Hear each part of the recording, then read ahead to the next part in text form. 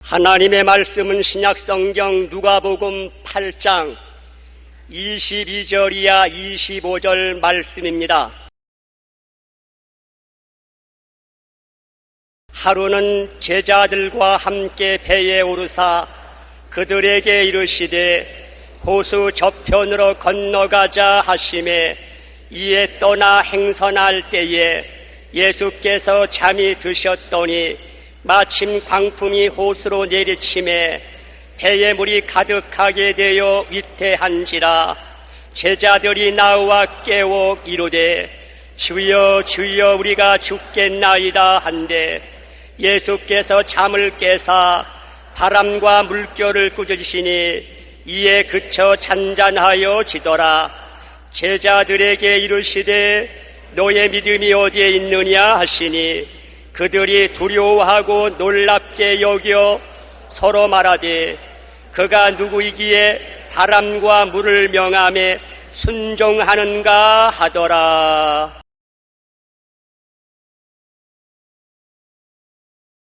오늘 저는 여러분과 함께 말씀 위에 선 믿음이라는 제목으로 은혜를 나누고자 합니다. 어느 날 예수님께서 제자들을 데리시고 갈릴리 바다 이편에서 저쪽 편을 바라보시면서 호수 저편으로 건너가자 그렇게 말씀하셨습니다. 제자들은 그 말씀을 듣고 신속히 배를 준비해서 예수 그리스도와 함께 배 위에 올라탔습니다. 그러나 배 위에 올라탄 제자들의 마음속에는 세상이 들어와 있었습니다. 전에는 그렇지 않았는데 그날따라 예수님의 제자들 가슴 속에 세상이 파도처럼 쳐들어왔습니다. 세상을 사랑하는 마음이 들어오자 자연적으로 주님과 거리를 두게 된 것입니다. 주님 중심의 삶에서 인간 중심의 삶으로, 주님을 섬기는 삶에서 주님을 이용하는 삶으로, 주님의 관심사에서 인간 관심사로 천국의 생각에서 세상 생각으로 마음이 달라지기 시작한 것입니다. 세상이 마음속에 들어오면 놀라운 변화가 사람들 속에 다가오는 것입니다. 지금 당장 예수님과 같이 있던 사람이 순식간에 그리스도와 거리를 두게 되고 세상이 마음을 점령해서 하나님 중심에서 인간 중심으로 천국에서 세상으로 육신의 정욕, 안목의 정욕, 이 세상 자랑의 포로가 되게 만들어주는 것입니다. 골로새 3장 2절에 위의 것을 생각하고 땅의 것을 생각지 말라고 했는데 세상에 들어오면 위의 것은 희미해지고 세상이 눈에 밝히 보이기 시작하는 것입니다. 골로새 3장 5절에 땅에 있는 지체를 죽이라 곧 음란과 부정과 사욕과 악한 정욕과 탐심이니 탐심은 우상 숭배라고 했는데 세상이 들어오면 세상은 음란과 부정을 데리고 옵니다. 사욕과 악한 정욕과 탐심과 우상 숭배를 데리고 들어오는 것입니다. 그러므로 세상에 속한 사람은 하늘나라와 관계가 없습니다. 세상을 가슴속에 품은 사람은 주님과의 머나먼 거리에 있게 되는 것입니다. 세상적인 성도는 주님을 중심으로 하지 않고 자기 중심으로 살고 주님을 섬기지 않고 자기를 섬기며 사는 것입니다. 하늘나라에 대한 관심사는 없어지고 세상 관심사밖에는 없는 것입니다. 유유상종이라는 말이 있습니다. 끼리 모인다는 말인 것입니다. 참새는 참새끼리, 까마귀는 까마귀끼리, 까치는 까치끼리 모입니다. 제자들이 세상이 마음속에 들어오자 세상에 속한 제자들끼리만 모이고 예수님과는 분리되고 마는 것입니다. 예수님 홀로 두시고 그들끼리 모여서 서로 소곤소곤 정담을 나누기 시작한 것입니다.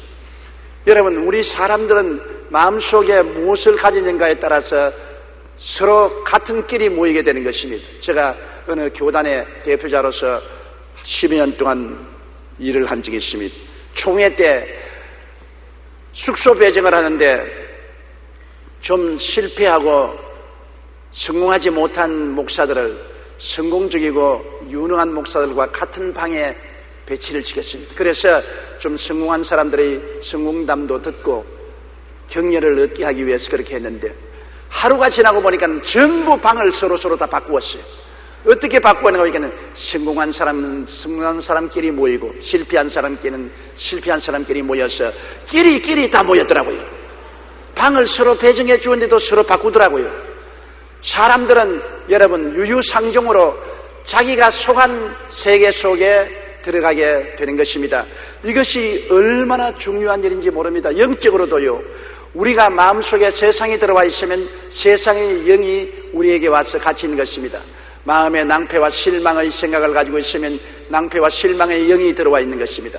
음란과 세속의 마음을 가지고 있으면 음란과 세속의 영들이 와서 끼리 친구가 되어주는 것입니다. 도적할 생각이 있으면 도적할 영이 들어오는 것입니다. 방종할 생각이 있으면 방종할 영이 들어오는 것입니다. 마음속에 어떠한 생각을 가졌는가에 따라서 영적인 세계도 편가름이 이루어지는 것입니다. 흑암의 생각을 가지고 있으면 흑암의 영이 같이 와서 있고, 광명의 생각을 가지고 있으면 광명의 성령이 와서 같이 하는 것입니다. 마음속에 죄질 생각이 있으면 죄의 영이 와서 세상으로 이끌어가는 것입니다. 마음에 의롭게 살 생각이 있으면 성령이 오셔서 함께하여 의로운 길로 이끌어가는 것입니다. 마음에 성결한 생각이 있으면 성결의 영이 같이 하고, 세속의 생각이 있으면 세속의 영이 같이 하는 것입니다. 마음속에 늘 낭패와 실망을 생각하면 세상은 낭패와 실망의 분위기 속으로 끌어가는 것입니다. 여러분, 우리의 운명이 우리의 생각을 따라 움직인다는 것을 알아야 되는 것입니다. 나는 못한다, 안된다, 할 수 없다고 하면 그 유유상종으로 못되고 안되고 할 수 없는 환경으로 내가 끌려가게 되는 것입니다. 내가 병든다, 약하다, 나는 죽을 것이라고 생각하면 병들고 약한 환경으로 내가 끌려가게 되는 것입니다. 내 생각과 내 말대로 친구가 이루어지는 것입니다. 내 생각과 말에 약하고 병들고 고달프다고 생각하고 말하면 그러한 분위기 속에 내가 친구가 되어서 들어가게 되고, 그런 분위기가 나를 압도하게 되는 것입니다. 나는 못 산다, 할 수 없다, 안 된다, 낭패, 실패했다고 하면 유유상종으로 그러한 환경과 분위기가 만들어져서 그런 환경과 분위기가 나를 지배하게 되는 것입니다. 굉장히 중요한 것입니다. 우리는 육신적인 삶만 유유상종이 아니라 영적인 삶도 유유상종이고 우리의 환경도 유유상종인 것입니다. 내 마음이 어떠하면 환경도 그러한 환경으로 합치게 되는 것입니다. 제자들이 서로 마음속에 세상 사랑이 들어오고 세상이 꽉 들어차니까 끼리 모여서 예수님은 제껴버리고 말한 것입니다. 예수님 없이 자기들끼리 모여서 대화를 하기 시작한 것입니다. 그들이 예수 안 믿는 사람들이 아닙니다.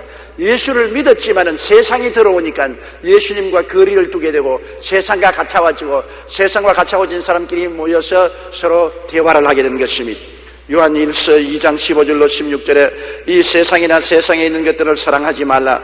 누구든지 세상을 사랑하면 아버지의 사랑이 그 안에 있지 아니하니 이는 세상에 있는 모든 것이 육신의 정욕과 안목의 정욕과 이생의 자랑이라고 말하는 것입니다.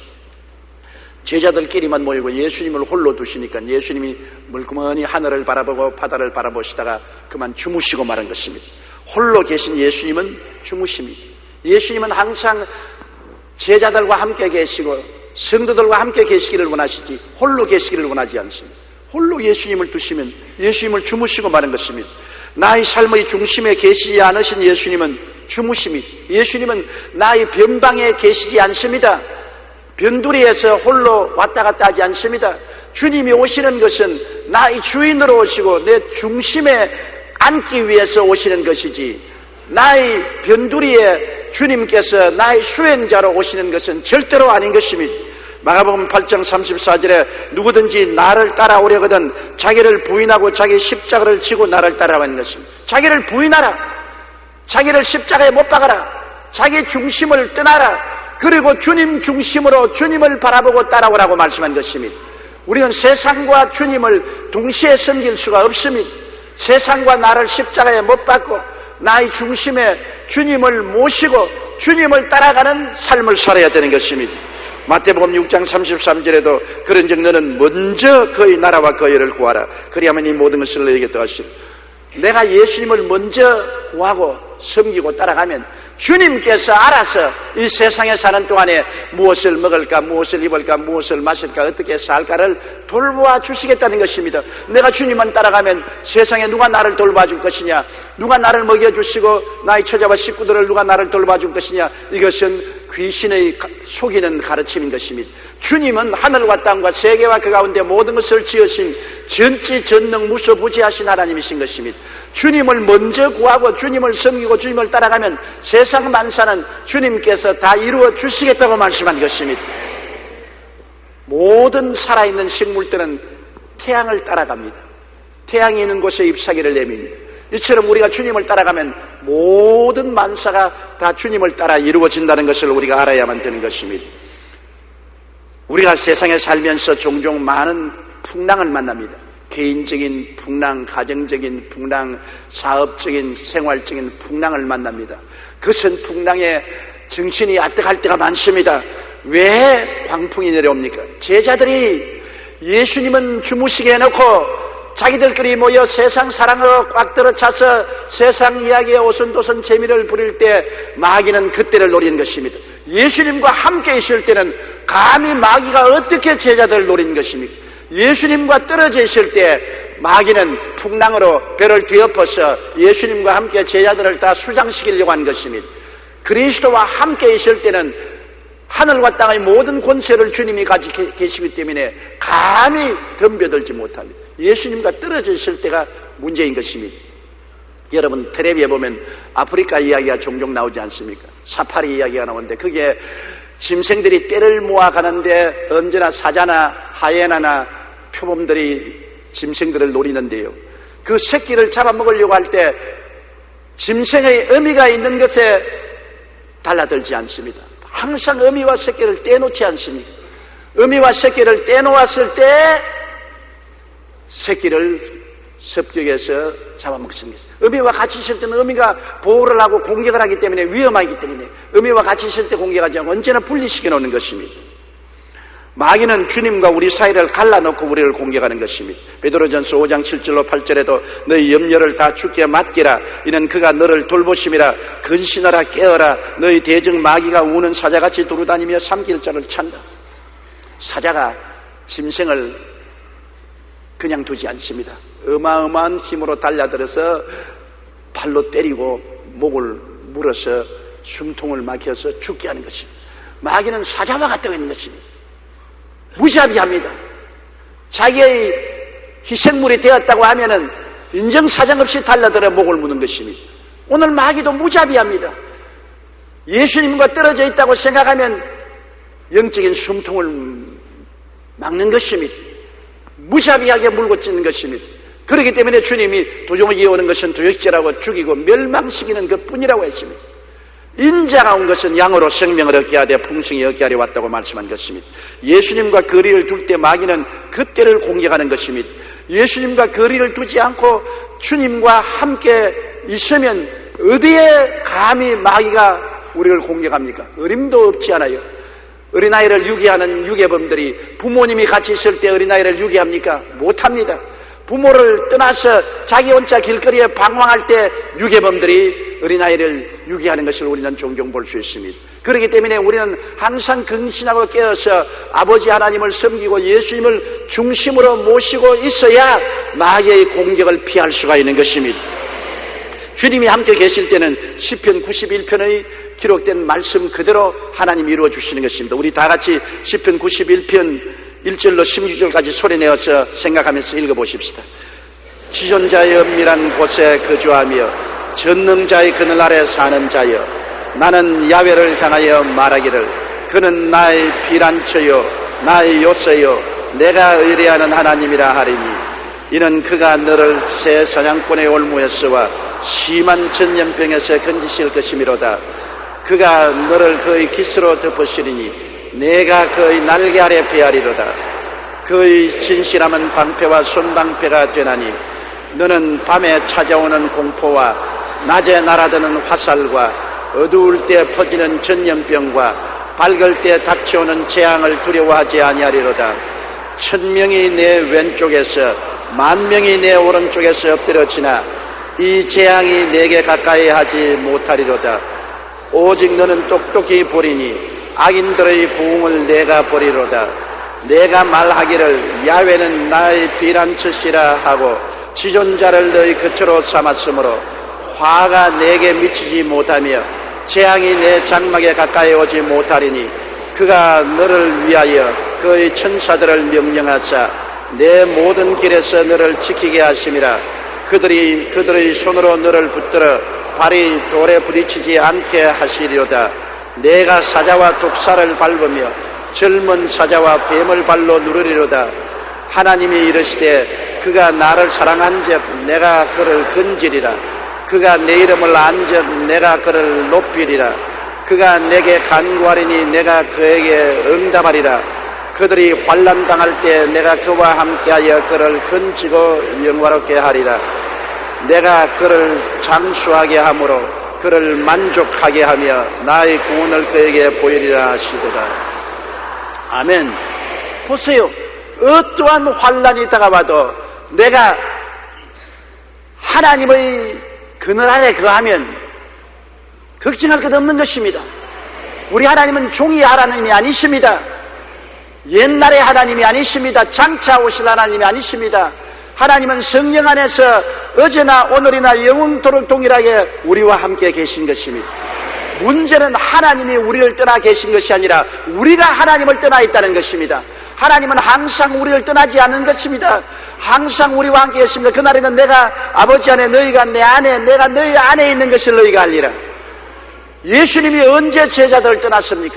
예수님 제자들과 함께 배를 탔습니다. 그러나 제자들에게 세상이 들어오매 그들이 예수님과 거리를 두고 그들 스스로 함께 모이고 예수님은 홀로 두어서 주무시게 한 것입니다.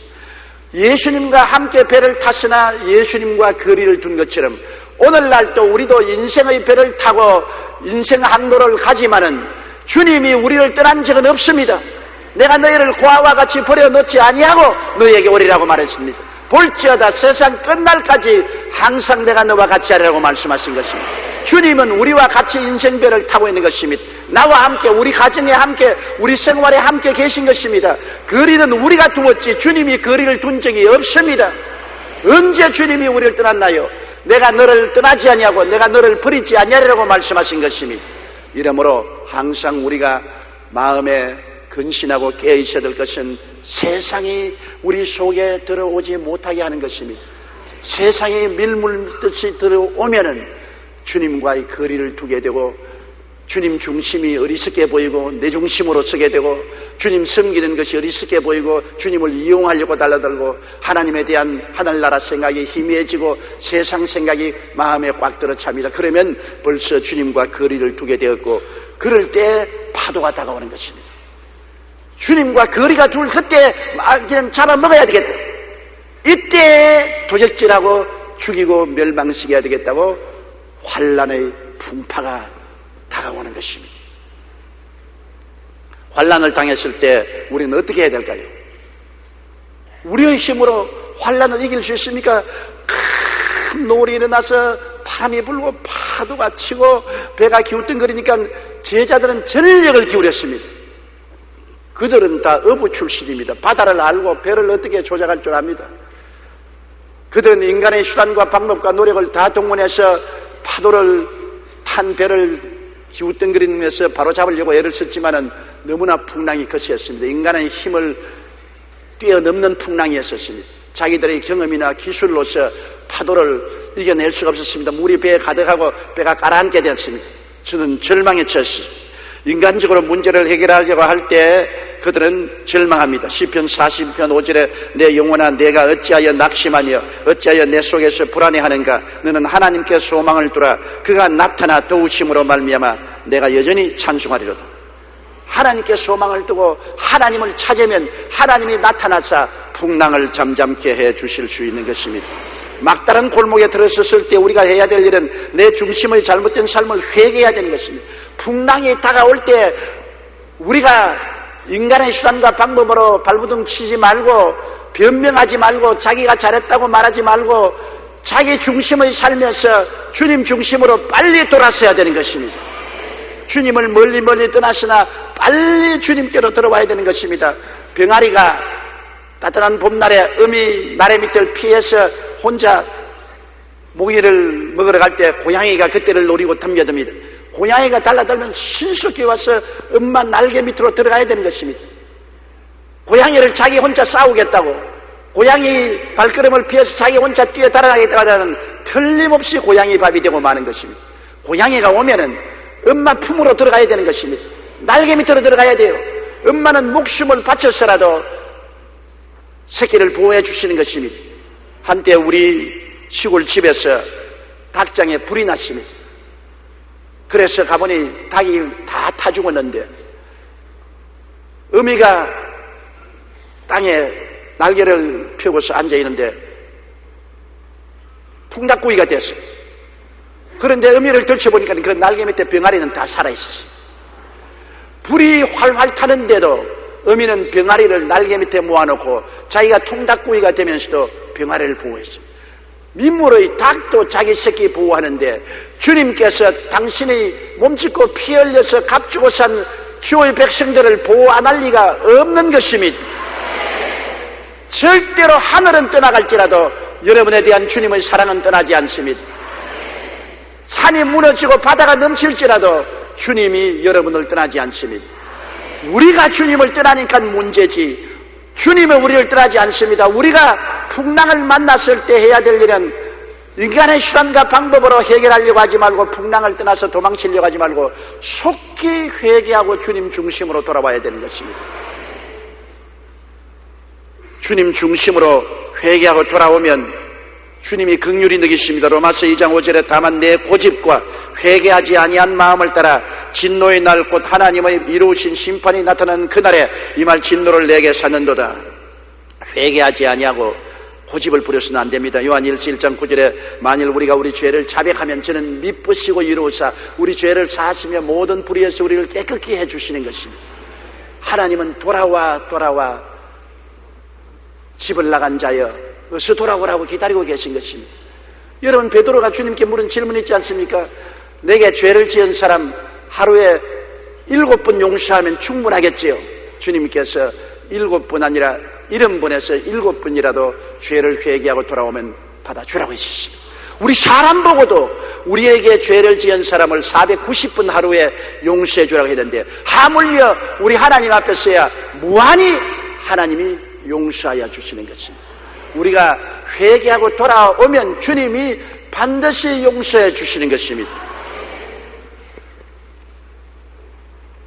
깨어져서 주님을 섬기는 자세로 돌아와야 되는 것은 주님 중심으로 우리가 돌아올 뿐 아니라 깨어져서 주님을 섬기는 자세로 돌아와야 되는 것은 세상과 마귀를 섬기는 삶, 육체의 정욕과 안목의 정욕과 이 세상 장하를 섬기는 삶을 깨어버리고 호도 깨듯이 깨어버리고 완전히 주님 품으로 돌아와야 되는 것입니다. 이사야 55장 6절로 7절에 너희는 야훼를 만날 때 찾으라. 가까이 계실 때 그를 부르라. 악인은 그의 길을 불의한 자는 그의 생각을 버리고 야훼께로 돌아오라. 그리하면 그가 긍휼히 느끼시리라. 우리가 하나님 만날 때 하나님을 찾아야 됩니다. 오늘날이 보라 주께서 은혜 베풀 때요 구원의 날이 오늘날인 것입니다. 주님이 가까이 우리에게 계신 것입니다. 우리는 악한 길을 버리고 불의한 생각을 버리고 하나님께로 돌아오면 주님께서 우리를 불쌍히 보시고 우리를 품어주시고 건져주시는 것입니다. 요한계시록 2장 5절에 그러므로 어디서 떨어졌는지를 생각하고 회개하여 체험 행위를 가져라. 우리는 항상 풍랑을 만났을 때 생각해야 되는 것입니다. 우리는 생각을 합니다. 내가 무엇에서 떨어졌느냐? 내가 무엇을 잘못했냐? 잠잠히 깊이 생각하고 처음 사랑으로 돌아와야 되는 것입니다. 주님 처음 사랑하고 주님 중심으로 섰던 그 삶으로 우리는 돌아와야 되는 것입니다. 작년 11월 4일 순복음 가족신문에서 우리 교회 젊은 부부 선교에 출석하는 전종학, 박성미 부부의 간증을 읽고 제가 감동을 받았습니다. 이들 부부는 청년선교회에서 신앙생활을 하다가 만나서 서로 가정을 이루고 살았는데 당시 자매님은 미용사로 일을 했습니다. 전종학 성도는 아내가 고된 일을 하는 것이 민망스러워서 어떻게든지 좀 돈을 벌어서 고생을 들어줄 요량으로 주식에 손을 대기 시작했습니다. 처음에는 200만 원을 가지고 시작했는데 수익이 조금씩 늘어났습니다. 한 번에 5천만 원의 이익을 얻기도 했습니다. 그러다가 차츰 손해가 생겼고, 손해는 점점 커져서 이를 메우기 위해 사람들에게 돈을 꾸기 시작했습니다. 빚은 계속 늘어나서 결국 손쓸 수 없는 지경에 이르렀습니다. 성도님은 아내에게 사실을 고백하고 용서를 빌었습니다. 두 부부는 마음을 작정하고 매일 새벽 예배를 드리며 작정 금식 기도를 했습니다. 아파트를 팔아 빚을 갚고 수중에 돈 한 푼 없었지만 믿음으로 아파트 매매 수익금의 11조를 하나님께 드렸습니다. 교회에서 봉사하는 것도 쉬지 않고 더 열심히 일하며 하나님께 기도하고 주님 중심으로 돌아오고 삶이 깨어졌습니다. 1년쯤 지났을 때 전종학 성도님은 우연히 형님을 만났는데 형님이 고생했다면서 남은 빚을 모두 갚아주었습니다. 또한 성도님은 교회에 가깝고 월급도 많이 받을 수 있는 곳으로 직장도 옮기게 도와주었습니다. 문제 앞에서 인간적인 방법을 내려놓고 오직 하나님만 의지하고 부르짖자 예수님이 친히 모든 문제를 해결해 주시던 것입니다. 환난을 당했을 때 어찌하는지 우리가 해야 될 일은 예수님 품으로 돌아오고 예수님 앞에 깨어져서 회개하고 주무시는 예수님을 깨워 일으켜야만 되는 것입니다. 혼신의 힘을 다해 주님께 부르짖어야 되는 것입니다. 편안할 때는 편안한 마음으로 조용하게 기도할 수 있지만은 환난과 고난 당했을 때는 다급합니다. 주께 부르짖어 혼신의 힘을 다해 외쳐야 되는 것입니다. 제자들은 주님께 나와서 외쳤습니다. 온몸에 바닷물을 덮어쓰고 머리가 산발이 되었습니다. 옷은 완전히 몸에 젖어 붙었습니다. 그러면서 자는 주님을 붙잡고 흔들었습니다. 주여 주여 우리가 죽게 되었나이다.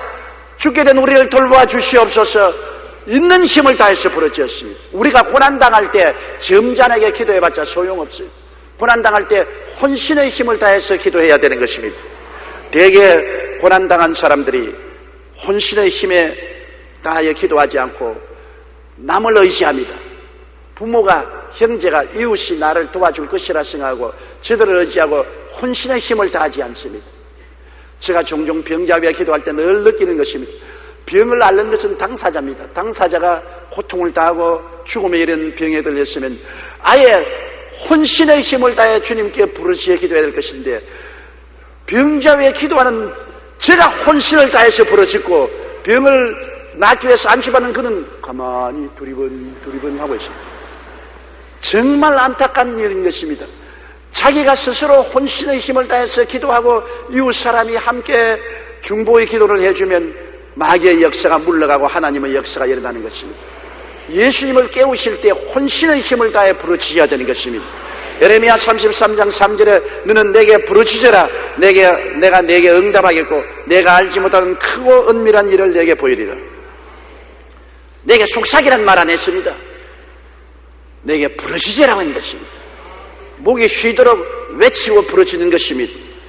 시편 44편 26절에 일어나 우리를 도우소서 주의 인자하심으로 말미암아 우리를 구원하소서 이와 같이 부르짖어야 되는 것입니다. 히스기야가 병들어서 죽게 되었습니다. 이사야가 히스기야 왕에게 와서 당신은 곧 죽을 터이니 집안을 정리하라. 그럴 때 히스기야가 벽을 향하여 통곡을 흘리고 눈물을 줄줄 흘리면서 혼신의 힘을 다해 주께 부르짖었습니다. 주여 주님께서 나를 불쌍히 여기사 이 죽을 병에서 나를 건져주시옵소서. 이사야가 왕궁을 나가기 전에 하나님 음성이 들려왔습니다. 너는 내 종 이사야에게 가서 내가 너의 부르짖음을 듣고 내 눈물을 보았다. 내가 15년 생명을 연장해주고 너의 성을 적군에서 보호해 주겠다고 말씀한 것입니다. 그가 부르짖어 기도하고 눈물을 흘리니까 주님이 특별히 이사야에게 말하기를 내가 너의 기도를 듣고 너 눈물을 보았다고 말한 것입니다. 주님은 멀리 계셔서 안 보는 줄 알면 큰 오해인 것입니다.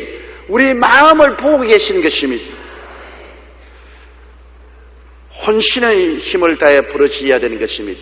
1970년 4월 미국의 아폴로 13호가 달나라를 향해 발사되었습니다. 당시 과학자들은 모든 것이 완벽하다고 장담했습니다. 그런데 지구로부터 2만 마일 떨어진 곳에 아폴로 13호는 산소통이 깨어지는 사고로 더 이상 비행할 수 없는 사고가 발생했습니다.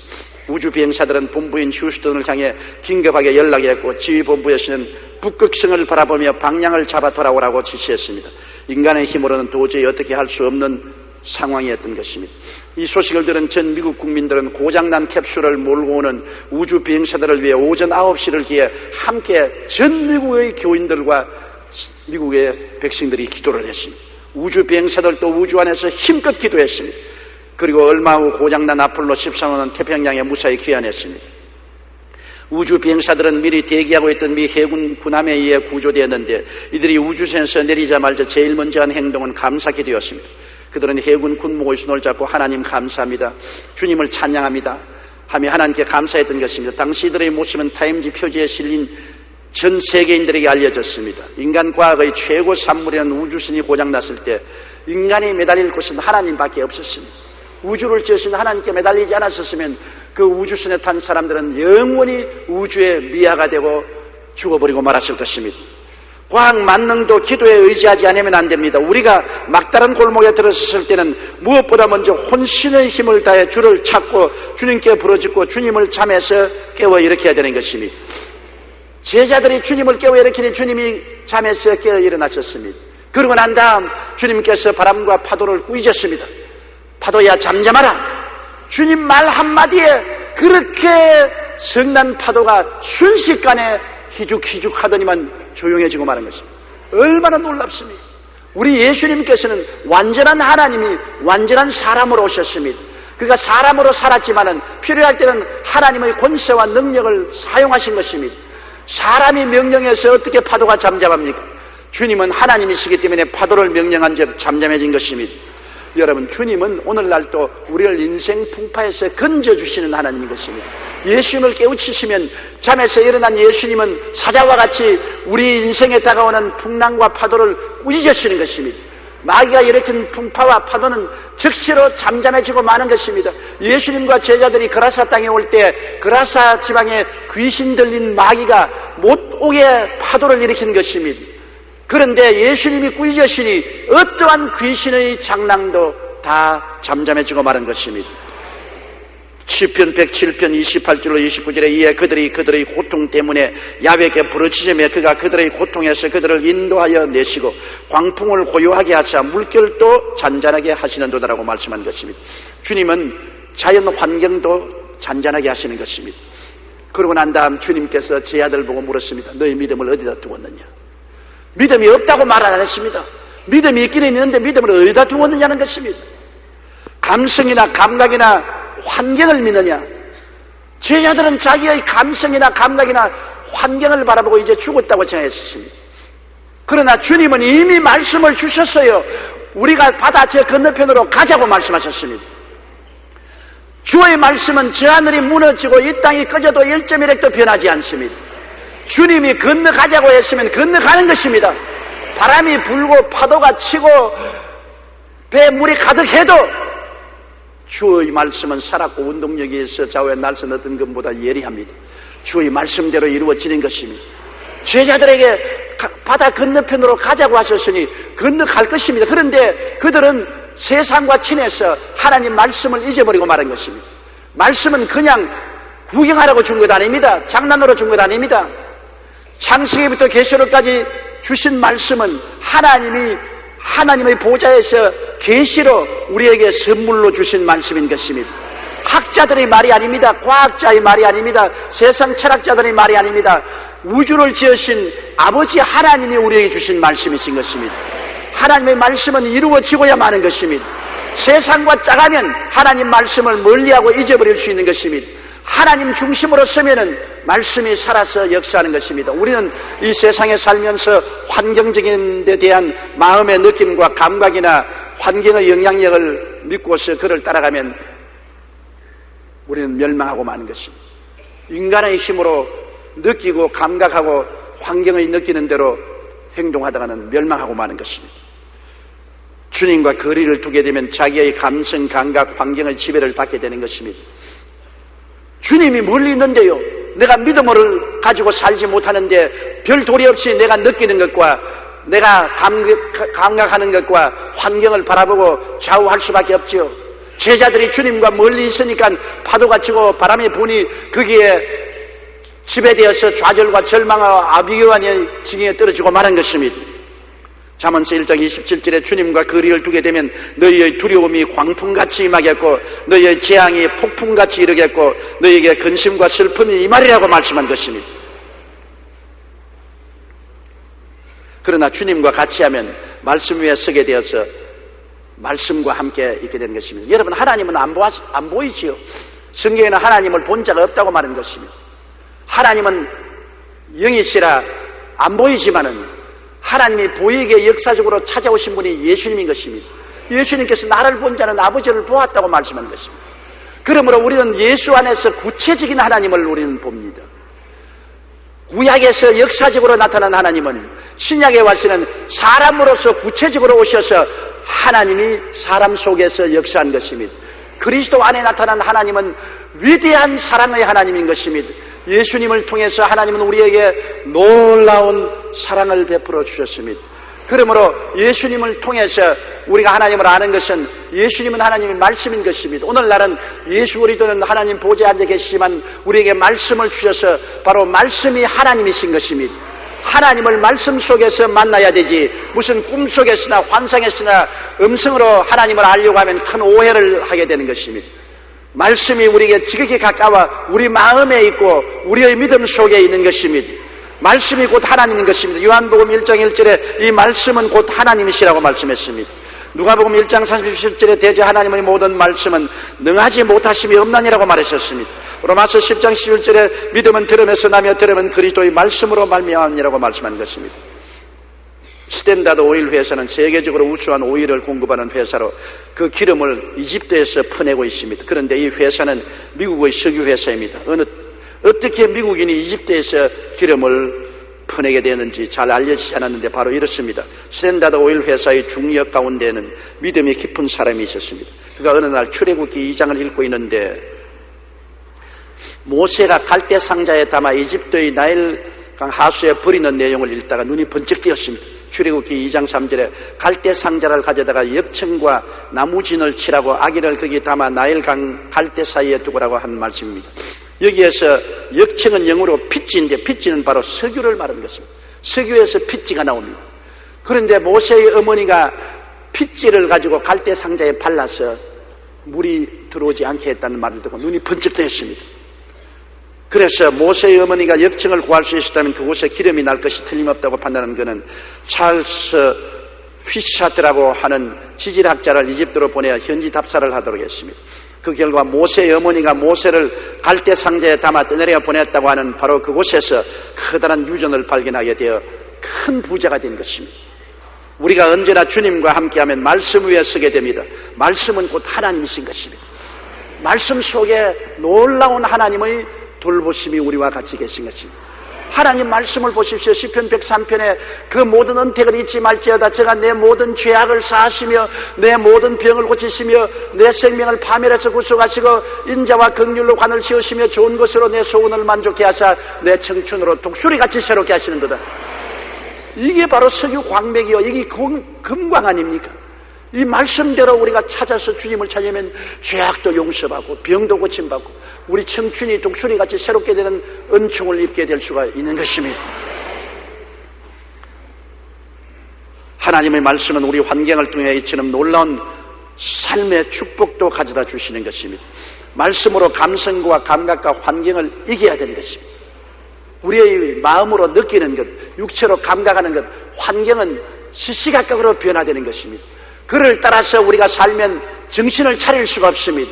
그러나 우리가 말씀 위에 서면 동남풍아 부르라 서부풍아 부르라 나는 말씀 위에 선다. 내가 어떻게 느끼든 어떻게 감각하든 어떻게 환경이 변하든 나는 말씀 위에 서서 산다. 예수님께서 말씀하기를 사람이 떡으로만 살 것이 아니요 하나님의 입으로 나오는 모든 말씀으로 살 것이라고 말한 것입니다. 우리는 두 가지 상황으로 살고 있습니다. 세상을 따라 사는 길도 있고 말씀을 따라 사는 길도 있습니다. 우리 영이 죽었을 때는 별 도리 없이 세상을 따라 사니까 우리의 마음에 느끼는 것이나 감각으로 느끼는 것이나 환경을 따라 살죠. 그러나 영이 살아난 우리들은 이제는 이 3차원의 세계 속에서 사는 것이 아니라 3차원을 만들고 다시는 4차원적인 영적인 세계 속에서 사는 것입니다. 이제 우리는 말씀으로 사는 것입니다. 떡으로 살지 않고 말씀으로 사는 것이 예수 믿는 사람들인 것입니다. 이러므로 우리는 주야로 말씀을 연구하고 듣고 묵상하고 말씀을 따라서 믿고 순종하면 말씀이 역사에서 기적을 베풀어 주시는 것입니다. 이스라엘 백성이 애굽에 살 때는 마음의 느낌이나 감각이나 환경을 쫓아 살았습니다. 그러나 그들이 애굽을 떠나서 홍해를 건너 광야에 들어왔을 때는 아무것도 없었습니다. 먹을 것도 마실 물도 입을 옷도 있을 곳도 아무것도 없어요. 인간적으로 느낄 때 절망이요, 감각적으로 좌절이요, 환경은 황막한 광야였었습니다. 그럴 때 그들은 어떻게 살았습니까? 오직 말씀으로만 살았는 것입니다. 모세가 기도하고 하나님 말씀을 받아서 말씀을 따라 사니까 썬물도 달아지고 오아시스도 생겨나고, 말씀을 따라 사니까 만나도 임하고 메추라기도 다가오고, 말씀을 통해서 병도 낫고 의복도 떨어지지 않았었습니다. 그들은 광야 40년 동안 말씀을 가지고 살은 것입니다. 이미 역사적으로 증명된 사실입니다. 이스라엘이 광야에서 40년 동안 야훼 하나님의 말씀을 가지고 살은 것이 증명된 것입니다. 오늘날 우리도 떡으로만 살 것이 아니라 하나님 입으로 나오는 모든 말씀으로 살 것이라고 예수님이 말씀한 것입니다. 그 나라와 그 일을 먼저 구하고 말씀을 따라 살면 무엇을 먹을까, 무엇을 입을까, 무엇을 마실까 염려하지 않아도 되는 것입니다. 오늘날 주님께서 살아계시고 그 말씀 가운데서 역사하는 것입니다. 하나님과 말씀은 하나인 것입니다. 말씀 안에 하나님이 계시고 하나님 안에 말씀이 계십니다. 말씀을 믿은 사람은 하나님을 믿은 것이요, 말씀을 받아들인 사람은 하나님을 받아들인 사람이요, 말씀을 품에 품은 사람은 하나님을 품에 품은 사람이요, 말씀을 따라 사는 사람은 하나님과 함께 인생을 살게 되는 것입니다. 그러므로 시편 23편 4절의 말씀대로 내가 사망의 엄침한 골짜기로 다닐지라도 해를 두려워하지 아니할 것은 주께서 함께 계심이라. 주의 지팡이와 막대기가 나를 안위하시나이다. 이 말씀 보십시오. 내가 아무리 사망의 엄침한 골짜기를 지날지라도 주님이 같이 계신다. 안 믿는 사람은 주님이 같이 계시지 않죠. 믿는 사람은 사망의 엄침한 골짜기를 지날 때도 주님이 같이 계시죠. 눈에 안 보이고 귀에 안 들리고 손에 안 잡혀도 말씀이 그렇게 말하고 있는 것입니다. 말씀은 참말입니다. 그러므로 내가 현실적으로 아무리 사망의 엄침한 골짜기를 지난다 할지라도 주님이 함께 계십니다.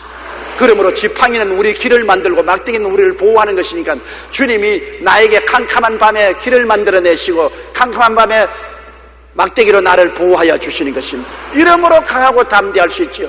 아무것도 안 보이고 아무 소리도 안 들리고 천지가 흑암에 사여도 주님이 같이 계신다. 어떻게 하느냐? 말씀이 그렇게 말씀하셨다. 말씀을 의지하니까 하나님이 반드시 내 앞에 길을 만들어 주신다. 주님은 지팡이를 가지고 있다. 반드시 나를 보호하신다. 그 손에 막대기를 가지고 계신다. 그러므로 나의 의인은 믿음으로 말미암아 살리라. 뒤로 물러가면 내 마음이 저를 기뻐하지 않으리라고 말씀한 것입니다. 이사야 26장 3절로 4절에 주께서 심지가 견고한 자를 평강하도록 지키시리니 이는 그가 주를 신뢰함이니이다. 너희는 야훼를 영원히 신뢰하라. 주 야훼는 영원한 반석이심이라고 말씀하고 있는 것입니다. 시편 46편 1절에 하나님은 우리의 피난처시요 힘이시니 환난 중에 만날 큰 도움이시라. 3절에 바닷물이 솟아나고 뛰놀든지 그것이 넘침으로 산이 흔들릴지라도 우리는 두려워하지 아니하리로다. 시편 107편 30절에 그들이 평온함으로 말미암아 기뻐하는 중에 야훼께서 그들이 바라는 항구로 인도하시는다라고 말씀한 것입니다. 예수님께서는 바람과 파도를 잠잠하게 하시고 제 아들에게 너희 믿음을 어디다 두었느냐? 믿음을 왜 내 말씀에 두지 않고 너희 느낌이나 감각이나 환경에 두었느냐? 이것이 오늘날 주님께서 우리에게 말씀하는 것입니다. 너의 믿음을 어디에 두었느냐? 말씀에 두었느냐? 너희 느낌이나 감각이나 환경에 두었느냐? 우리의 느낌이나 감각이나 환경에 두면 우리는 불안과 초조와 좌절과 절망과 공포에 떨게 되는 것입니다. 그러나 우리가 말씀에 서게 되면 저 하늘이 무너지고 이 땅이 꺼져도 1.1핵도 변함이 없는 말씀의 반석 위에 흔들리지 않고 설 수 있게 되는 것입니다. 두려워하지 않게 되는 것입니다. 예수님을 찾으니까, 예수님의 말씀으로 돌아오니까 풍랑이 잠잠해지고 그들은 곧 갈릴리 바다를 건너가게 된 것입니다. 인생배를 타고 가는 여러분, 예수님도 같이 타고 가십니다. 여러분 혼자 인생배를 타고 가지 않습니다. 어떠한 밤에도 예수님이 함께 그 배를 타고 있습니다. 어떠한 풍랑에도 예수님이 그 배를 함께 타고 있는 것입니다. 문제는 예수님이 여러분을 멀리하는 것이 아니라 여러분이 마음속에 세상에 들어오면 예수님이 멀어져서 성경도 읽지 않게 되고 기도도 하지 않게 되고 찬송도 하지 않게 되고 교회 오는 것도 뜨문뜨문 오게 되고 주님과 거리를 두게 되고, 주님과 거리를 두게 되니 마귀가 와서 도적질하고 죽이고 멸망시키기 위해서 온갖 풍랑을 다 가지고 오고 도적질 당하고 죽임을 당하고 멸망을 당하고 피투성이가 되는 것입니다. 이러므로 회개하고 깨어지고 주님 중심으로 돌아오고 말씀 중심으로 돌아오고 주 앞에 회개하고 돌아오면 오늘날도 주님은 여러분을 품어주시고 말씀하신 대로 우리 영혼이 잘되고 범사에 잘되며 강건하고 생명을 얻되 넘치게 하는 역사를 베풀어 주시는 것입니다. 예수 그리스도는 어제나 오늘이나 영원토록 동일한 것입니다. 인생 항로를 살아갈 때 항상 유념해야 할 것은 결코 주님과 거리를 두지 말라는 것입니다.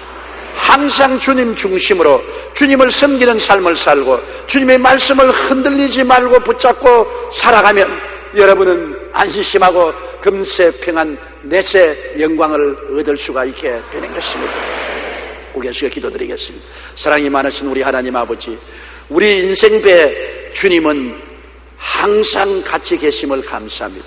볼지어다 내가 세상 끝날까지 너희와 함께하리라고 말씀하셨습니다. 결코 주님이 우리를 멀리하지 않사오나 우리가 주님을 멀리하고 주님께 거리를 둘 때가 너무나 많습니다. 세상이 우리 속에 들어오고 세상을 사랑하는 마음이 들어오면 성경이 읽기 싫고 기도하기 싫고 교회 가기 싫고 구역 예배 드리기 싫고 하나님 뜻대로 살기 싫어지는 주님과 거리를 우리가 두게 되고 풍랑을 만나게 됩니다. 하나님 아버지의 원하오니 성령님의 능력으로 항상 우리가 말씀을 가까이 하고 기도를 열심히 하고 하나님 섬기는 것에 정성을 다하는 우리들이 되게 도와주시고 주님과 함께 인생의 배를 타고 가게 도와주시옵소서. 예수님 이름으로 기도드리옵나이다. 아멘. 오늘 저는 여러분과 함께 말씀의 능력을 체험하는 길이라는 제목으로 은혜를 나누고자 합니다. 여러분, 우리 한국 속담에 콩 심은 데 콩 나고 팥 심은 데 팥 난다는 말이 있습니다. 이것은 이 세상에 우연이나 요행이라는 것이 없다는 것을 말하는 것입니다. 만일 제가 여러분에게 이런 이야기를 한다면 여러분 저 말을 믿어주시겠습니까? 내가 12년 전에 갈대밭으로 우거지고 모래사장밖에 없는 이 여의도에 와서 가만히 있어서 보니까 갑자기 여의도의 땅이 정지가 되더니만 그 다음에는 기초가 들어가고 건물이 척척 지어 올라가는데 가만히 보니까 순복음중앙교회가 1974년도에 자연적으로 우연히 세워지더라. 그러고 난 다음에 매달마다 매년마다 구름대같이 사람들이 들어와서 구원을 받아 12년 후에는 무려 16만 명의 성도가 이루어지고 5대양 6대주의 선교사가 나가서 복음을 전가하는 교회가 되더라. 그 참 우연하게 아무 사람의 도움도 없이 되는 것 보고 놀랐다. 그렇게 제가 말한다면 여러분께서 틀림없이 이제 조목사 될 때로 다 됐구나, 이젠 돌았다, 그렇게 생각하실 것입니다. 그렇게 생각 안 할 사람이 없을 것입니다. 그런데 하물며 오늘날 사람들이 소위 공부를 하고 과학적인 지식을 얻은 사람들이 이 광대 무변한 우주에 억천만 개의 별들이 질서정연하게 움직여 있는데 이것이 우연이 되었다고 말합니다. 여러분, 어떻게 이 사실을 받아들일 수가 있겠습니까? 성경은 우리에게 밝고 환하게 확실하게 우리에게 가르쳐주고 있습니다. 히브리서 3장 4절에 집마다 지연이가 있으니 만물을 지으시는 하나님이 시라고 기록하고 있는 것입니다. 우리 집 한 채 짓는 것도 짓는 사람이 있어야 집이 지어지는데 하물며 만물을 지으시는 하나님이시라고 성경은 강조하고 있습니다. 하나님께서 만물을 어떻게 지으셨을까요? 성경에는 이렇게 말씀하고 있는 것입니다. 태초에 말씀이 계시니라. 이 말씀이 하나님과 함께 계셨으니 이 말씀은 곧 하나님이시니라. 만물이 그로 말미암아 지은 바 되었으니 지은 것이 하나도 그가 없이는 된 것이 없나니라. 만물이 하나님 말씀으로 지어졌다는 것입니다. 그런데 성경은 나아가서 더 놀라운 사실을 말하고 있습니다. 요한복음 1장 14절에 말씀이 육신이 되어 우리 가운데 거하심에 우리가 그 영광을 보니 아버지의 독생자의 영광이요 은혜와 진리가 충만하더라고 말하고 있는 것입니다. 말씀이 여러분 사람의 육신을 쓰고 오신 분이 다른 분이 아닌 바로 예수 그리스도이신 것입니다. 여러분께서 예수 그리스도 일생을 보십시오. 30세 동안 주님께서 묵묵히 계시다가 30세 요단강에서 세례받으시고 성령으로 충만함 입으시고 나가서 복음을 전가할 때 바로 예수님이 행하시고 말씀한 것은 하나님의 말씀이 육신을 입고서 우리 눈에 보이도록 나타나서 역사하는 것입니다. 그러므로 예수께서 죄인의 죄를 사한 것은 하나님 말씀이 사한 것입니다. 예수께서 병을 고친 것은 바로 말씀이 병을 고친 것입니다. 예수께서 마귀를 쫓아낸 것은 바로 하나님 말씀이 마귀를 쫓아낸 것입니다. 예수께서 죽은 자를 살리신 것이 말씀이 바로 죽은 자를 살리신 것입니다. 예수께서 슬픔 대신에 기쁨을, 절망 대신에 소망을, 죽음 대신에 생명을, 믿음, 소망, 사랑, 평강을 주신 것은 바로 하나님의 말씀이 육신을 쓰고 우리 가운데서 행하시고 역사하신 것을 보여주신 것입니다. 그런데 이 예수께서 우리 위해서 죽으시고 장사지낸 바 되고 승천하시고 난 다음, 그럼 우리는 하나님 없이 고아와 같이 버림을 받았나요? 오늘날 하나님께서는 그 하나님 자신인 말씀을 이제는 성경에 적어서 우리에게 주신 것입니다. 천지를 지으신 그 말씀, 육신을 입고 오셔서 우리 가운데 예수 그리스도라는 그 이름으로 기사와 이적과 구원을 내푸신 그 말씀이 이제는 종이에 프린트가 되어서 여러분과 나의 손에 들려있는 것입니다. 바로 이 말씀은 성경이 말하기를 곧 하나님이시라고 말하고 있는 것입니다. 이러므로 여러분과 나는 오늘날 우리가 하나님을 만나고 예수를 만나려고 할 때 구말리 장천 멀리 하늘로 올라가지 않습니다. 그렇지 않으면 땅을 파고 들어가지 않습니다. 말씀이 지극히 가까워 우리 입에 있으며 우리 마음에 있으니 곧 우리가 전파하는 믿음의 말씀인 것입니다. 바로 이 성경 말씀이 하나님이신 것입니다. 이 말씀이 바로 예수 그리스도인 것입니다. 그러므로 우리는 말씀을 찾아가면 이 말씀 안에서 하나님을 만나고 예수 그리스도를 만나고 하나님의 위대한 능력을 우리의 생활 속에 체험할 수 있게 되는 것입니다. 그러면 여러분께서 이런 질문할 것입니다. 성경에 기록된 이 말씀은 성경에 그대로 있어서 이 가운데 있는 하나님을 우리가 만날 수가 없는데 어떻게 해야 성경에 있는 말씀이 살아있는 하나님의 말씀으로 우리 가운데 들어와서 역사할 수 있겠습니까? 이런 질문하실 것입니다. 저는 여러분 성경에 기록되어서 문자를 입고서 우리에게 찾아오신 하나님을 만날 수 있는 길을 여러분께 오늘 말씀을 해드리겠습니다. 여러분께서 오늘 저희 이 설교에 귀를 기울이고 이 방법대로 한다면 이 자리에서 지금까지 살아오면서 체험하지 못했던 상상할 수 없을 만한 위대한 일들이 여러분의 생활 속에 오늘부터 일어나게 되실 것입니다. 성경은 잠언서 4장 22절에 이렇게 기록하고 있는 것입니다. 내 아들아 내 말에 주의하며 나의 이르는 것에 내 귀를 기울이라. 그것을 내 눈에서 떠나게 말며 내 마음속에 지켜라. 그것을 얻는 자에게 생명이 되며 온 육체 건강이 됨이라고 말씀하고 있는 것입니다. 그러면 이 말씀이 바로 여러분과 나로 하여금 성경의 말씀으로 와 계신 하나님을 우리의 생활 속에 체험할 수 있게 하는 열쇠가 되는 것입니다. 그러면 첫째로 이 성경은 말하기를 내 아들아 내 말에 주의하며라고 말하는 것입니다. 우리가 하나님 또 예수님을 이 성경 말씀 가운데 만나기 위해서는 이 하나님의 특정한 말씀에 우리의 주의를 집중해야 되는 것입니다. 여러분께서 영원하고 무궁하신 하나님을 아무리 앞에 모시도 다 만날 수는 없는 것입니다. 그러므로 하나님의 부분적인 역사를 우리가 만날 수 있는 것입니다. 혹은 여러분이 죄사함을 받기를 원할 때 죄사함의 말씀을 찾아가야 되는 것입니다. 병고침 받기 원할 때 치료의 약속의 말씀을, 여러분이 가난하고 헐벗고 고난스러울 때 축복을 주시는 하나님의 말씀을, 마음의 불안과 초조가 있을 때는 평안을 주는 말씀을, 절망에 처했을 때는 소망을 주는 말씀을, 죽을 때는 영생의 말씀을, 그 부분적으로 우리에게 손을 내밀어 나타나시는 하나님의 능력을 그 말씀을 통해서 우리가 찾아가야 되는 것입니다. 이러므로 우리가 하나님의 약속의 말씀을 성경에 찾았었으면 그 말씀을 내 앞에 두고 주의를 집중해야 됩니다. 산만한 마음으로, 한쪽 마음은 시장에 가 있고 다른 마음은 유원지에 가 있고, 그래서 산만된 마음으로 주의 말씀을 대할 수는 없습니다. 여러분 성경의 말씀은 곧 하나님이신 것입니다.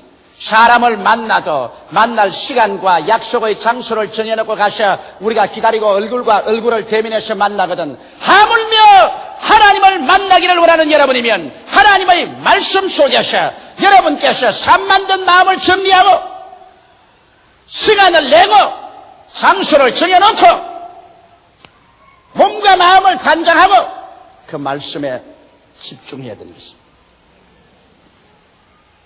그 말씀에 집중할 때 다른 사람의 모든 말하는 것을 제껴버려야 되는 것입니다.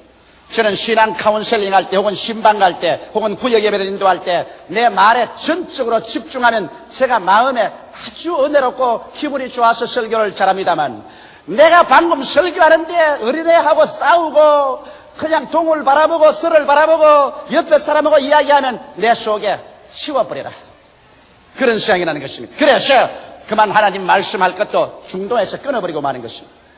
이러므로 여러분과 내가 말씀 속에 있는 하나님을 만나려고 하면 그 약속한 말씀에 여러분께서 시간을 내고 장소를 내고 앉아서 주의를 집중하고 말씀과의 만남을 가져야 되는 것입니다. 둘째로, 그러한 자세가 되면 성경은 말씀하기를 나의 이런 것에 내 귀를 기울이라. 여러분, 이런 말씀을 할 것입니다. 성경은 기록된 말씀인데 이 기록된 말씀에 어떻게 귀를 기울입니까? 여러분, 기록된 말씀을 우리 마음속에 고요하고 잠잠하게 말씀해 주시는 분이 있습니다. 이분이 바로 보혜사 성령이신 것입니다. 바로 말씀은 성령의 감화와 감동으로 지은 책인 것입니다. 이렇기 때문에 이 말씀을 통해서 성령이 우리의 영혼 속에 말하는 것을 들어야 되는 것입니다. 그냥 성경만 읽으면 이것은 문자에 불과하는 것입니다. 문자는 여러분에게 신앙을 갖다 주지 않습니다.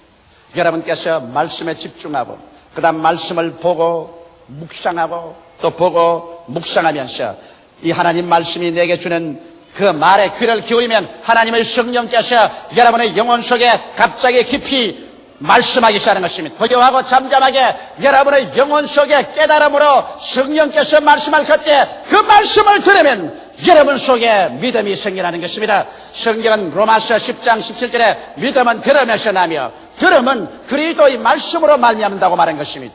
육신의 귀로 듣는 것 아닙니다. 영의 귀로서 마음속에 성령의 음성을 들을 때 믿음이 생겨나는 것입니다.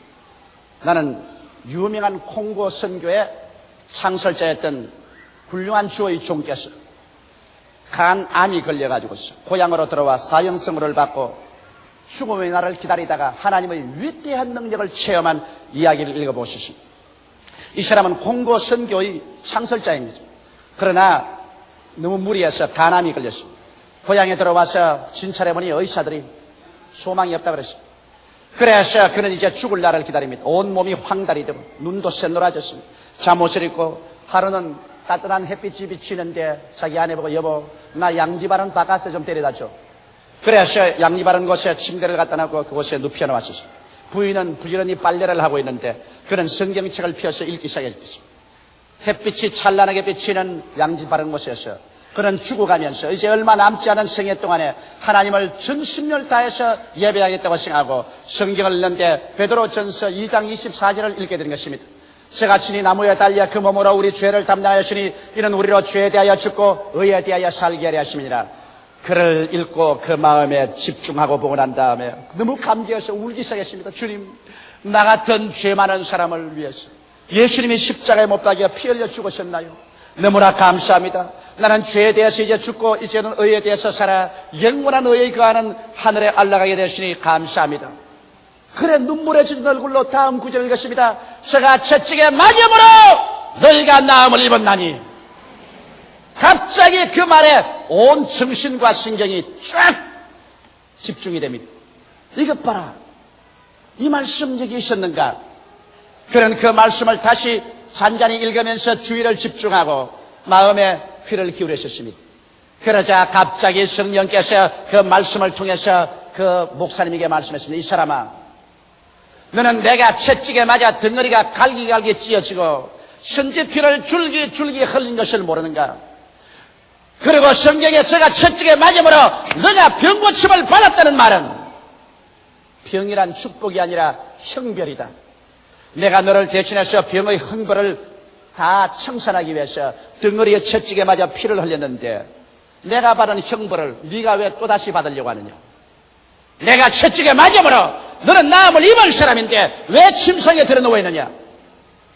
갑자기 하나님의 계시가 그의 마음속에 밀물치듯이 들려왔던 것입니다.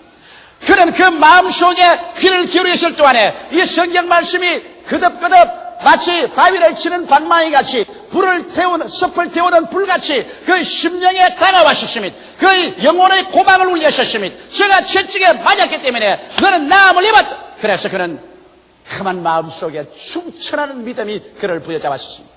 그 아내를 불렀습니다. 여보 빨래 좀 하지 말고 내게 오너라. 부인이 곁에 왔습니다. 왜 그래요? 여보 나 옷 가져와. 왜요? 나 병 나았어. 아니 여보 갑자기 나았다니. 이 성경 좀 보게나. 제가 채찍에 맞으면 너가 나음을 입었다고 말했지 않나? 아니 여보 그 성경 옛날에도 널 읽었잖아요. 그래 옛날엔 읽었지만 내가 이 말씀에 귀를 기울이지 아니했다. 그러나 오늘은 내가 이 말씀을 읽으면서 집중하여 귀를 기울이고 보니 하나님의 성령께서 이 말씀을 통하여 내게 분명히 말씀하기를 내가 병의 흥벌을 대신 짊어지고 가시니 너는 이제 병 앓을 필요가 없으니 일어나! 옷을 입고 나오라고 말한다. 그러므로 여보 옷 갖다 주시오. 여보 그러나 몸이 약한데요. 아니 내 시간대로 해줘요. 부인이 옷을 갖다 줬습니다. 그는 주섬주섬 옷을 주워 입었습니다. 후들후들 뚫리는 다리를 가지고도 그는 이 믿음에 잡혀서 이 말씀에 잡혀서 한 발자국 한 발자국 걸어나오면서 하나님께 감사했습니다. 하나님 진리를 알지니 진리가 너희를 자유케 하려고 했는데 내가 이 말씀의 의미를 몰라서 지금까지 병의 사슬에 묶여 있었으나 이 말씀을 알고 난 다음 나는 이 사슬에서 풀려나시니 감사합니다. 주께 감사하고 믿음으로 실천하자 얼마 있지 않아요. 그 병은 온데간데였고 그는 또다시 오랜 세월 동안 주를 위해서 열심히 일할 수가 있었던 것입니다. 이처럼 여러분과 나도 성경 말씀을 그냥 읽었다고 되게 된 게 아닙니다. 그냥 들었다고도 되는 건 아닙니다. 말씀을 묵상하고 그 말씀에 귀를 기울여서 그래서 성령이 그 말씀을 통해서 여러분의 영혼 속에 말씀하게 하십시오. 그래야 여러분 성경을 통하여 성령의 음성이 들려오면 여러분 마음속에 그와 함께 믿음이 충천해지는 것입니다. 셋째로 그것을 내 눈에서 떠나게 말라고 말한 것입니다. 자, 하나님의 말씀을 눈에서 떠나게 하지 말라니 이거 야람났구나. 그러면 하나님 말씀을 두고 직장에 갈 때도 이렇게 들고 가고 사무실에 앉아서도 눈앞에 두고 밥 먹을 때도 눈앞에 두고 밥을 먹고 사람 만나서 이야기할 때도 눈앞에 두고 사람 만나서 이야기하고 이건 낭패났구나. 이제는 이 일을 어떻게 감당하느냐. 그렇게 생각할 사람이 있을까요? 그것을 내 눈에서 떠나게 말라. 하나님의 말씀을 눈앞에서 떠나게 하지 말라는 것은 하나님의 말씀이 약속한 것이 그 이루어진 모습을 눈앞에 떠나지 말게 하는 것입니다. 하나님께서 아브라함을 애굽에서 불러내셔 가나안 땅에 와서 말씀하기를 내 눈을 들어 동서남북을 바라보라. 내 눈으로 보이는 그 땅을 내가 너 자신에게 영원토록 주라고 말했는데 아브라함이 늘 그 땅 지도를 눈에 붙이고 되겠나요? 아닙니다. 아브라함은 자기의 상상의 망막 속에 꿈과 환상으로 그 땅을 그려놓은 것입니다. 오늘날도 이 성경 말씀에 말씀을 내 눈에서 떠나게 말라는 것은 그 특정한 말씀을 내가 받아들여서 이미 이루어진 모습을 내 꿈을 꾸어보고 내가 환상에 그려보고 마음의 이 캔버스에 그것을 영롱하게 그려서 자나 깨나 그 말씀이 이루어지고 내가 그 이루어진 것을 소유한 모습을 마음속에 그려보라는 것입니다. 꿈이 없는 백성은 망합니다. 꿈을 꾸어야 그 꿈이 현실로 이루어지는 것입니다. 하나님의 성령께서는 꿈이라는 언어를 통해서 여러분과 이야기하고 대화하고 이루는 것입니다. 이렇기 때문에 여러분께서 그 말씀을 통해서 이루어진 모습을 꿈으로서 내 영혼의 환상과 그리고 꿈에 떠나지 않도록 늘 지켜야 하는 것입니다. 이것이 여러분 위대한 비결입니다. 나는 내 마음의 눈에 떠나지 않는 것이 있습니다. 그 떠나지 않는 것이 뭐냐? 우리 순복음 중앙교회가 1984년도에 50만 성도로 성장하는 것입니다. 지금은 없지요. 그러나 나는 하나님의 약속을 받았기 때문에 이것을 내 눈에 그리고 있습니다. 자나 깨나 그리고 있습니다. 우리 교회에서 5대양 6대주로 혹은 라디오로 혹은 텔레비로 혹은 문서로 혹은 선교사로 복음이 이 땅에 편만하게 전파되는 것을 나는 늘 꿈꾸고 있습니다. 내 마음에 분명하고 영롱하게 꿈꾸고 있는 것입니다. 성경 말씀에 그것을 내 눈에서 떠나게 말라고 하는 것입니다. 그러므로 약속의 말씀이 이루어진 모습을 마음에 영롱하게 그리고 떠나지 말게 하는 것입니다. 그 다음 넷째로 내 마음속에 지켜라. 자, 말씀을 어떻게 지킬까? 돈인 것 같으면 포켓에 넣고 지키겠는데 혹은 그렇지 않으면 책 같으면 이렇게 넣어서 지키겠는데 말씀을 어떻게 내 마음에 지키느냐?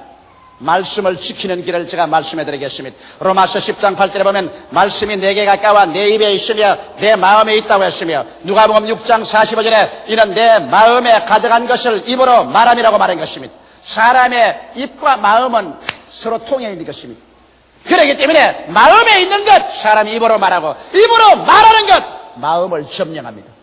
입과 마음은 일직선입니다. 그렇기 때문에 사람의 말을 들어보면 그 사람 마음을 들여다볼 수 있으며 그 마음에 가득한 것이 입으로 나오는 것입니다. 이러므로 마음에 하나님의 말씀을 간직하기 위해서는 입으로 자꾸 시인하면 간직이 되는 것입니다. 이렇기 때문에 앉아도 입으로 시인하고 서도 입으로 시인하고 걸어가도 입으로 시인하고 하나님 말씀을 자꾸 시인하면 그 말씀이 여러분의 마음에 가득 차서 마음을 점령하게 되고 마음에서 또 입으로 넘쳐나오게 되는 것입니다. 그래서 서로서로 상호 보조작용을 하는 것입니다. 오늘 너무나 많은 사람들이 성경 말씀을 입으로 끊임없이 시인하지 않기 때문에 그 말씀이 마음에 간직되지 않습니다. 지킬 만한 것보다 내 마음을 지켜라. 생명의 근원이 거기에서 나온다고 했는데 마음의 말씀을 간직했으면 말씀의 능력이 마음에서 넘쳐나왔을 것인데 입으로 자꾸 부정적인 말을 하고 패배적인 말을 하고 못한다, 안된다, 할 수 없다, 죽는다, 패한다, 가난하다 이런 말만 함으로 말미암아 하나님의 창조적이고 생산적이며 건설적이고 축복의 말씀을 마음속에 지킬 수가 없게 된 것입니다. 이러므로 여러분께서는 마음속에 이것을 늘 지켜야 됩니다. 저는 오늘 이 시간 여러분에게 적극적으로 그러면 실천적인 말씀 하나를 예를 들어 보여드리겠습니다. 어떻게 하면 하나님의 말씀을 열어서 내 것으로 만들어서 그 능력을 체험할 수 있는가. 빌립보서 4장 18절로 19절의 말씀을 가지고 수리 한번 해보십시다. 내게는 모든 것이 있고 또 풍부한지라 에바브로 디도편에 너희의 준 것을 받음으로 내가 풍족하니 이는 받으실 만한 향기로운 제물이요 하나님을 기쁘시게 한 것이라 나의 하나님이 그리스도 예수 안에서 영광 가운데 그 풍성한 대로 너희 모든 쓸 것을 채우시리라.